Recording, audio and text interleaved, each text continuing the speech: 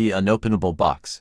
My father willed it to me after the state executed him for murder.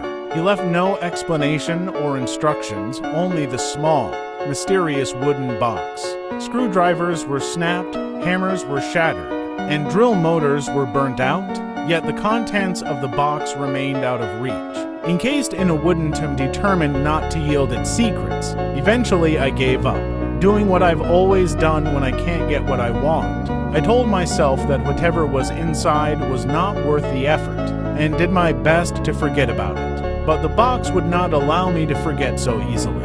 And one night while I was sleeping, it opened of its own accord.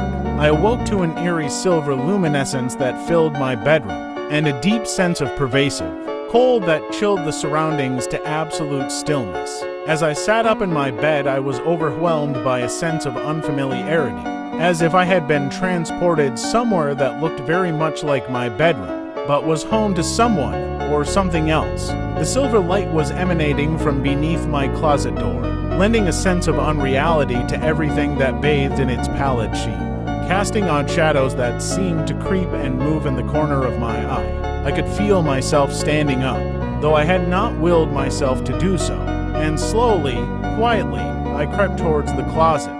My fingertips brushed the knob, recoiling for a moment from the penetrating cold. Then resolutely, firmly, I grasped it, pulling the door open to reveal the box. Advertisements.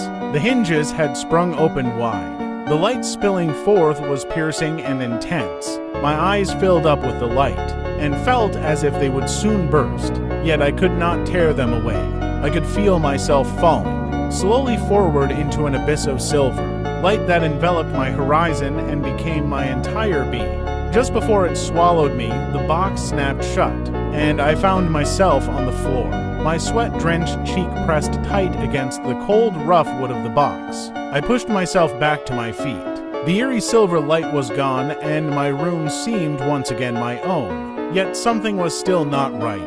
The cheek that had touched the box was throbbing with a burning pain. I wandered into the bathroom and flipped on the light, gasping at my grotesque reflection. The symbol on top of the box was burned into my cheek. I reached up to touch it, but as I did so it faded. But the brand was not the only souvenir the box has left me with. I can feel a presence in me, an unwelcome guest inside my mind. I find myself missing time, awaking in strange locales with blood splattered on my clothing. But that is not what worries me the most. Advertisements. What worries me the most is the call I received from my lawyer yesterday, asking for clarification on the amendment I had made to my will. He wondered why the only thing I wanted to leave my son when I died was an unopenable wooden box.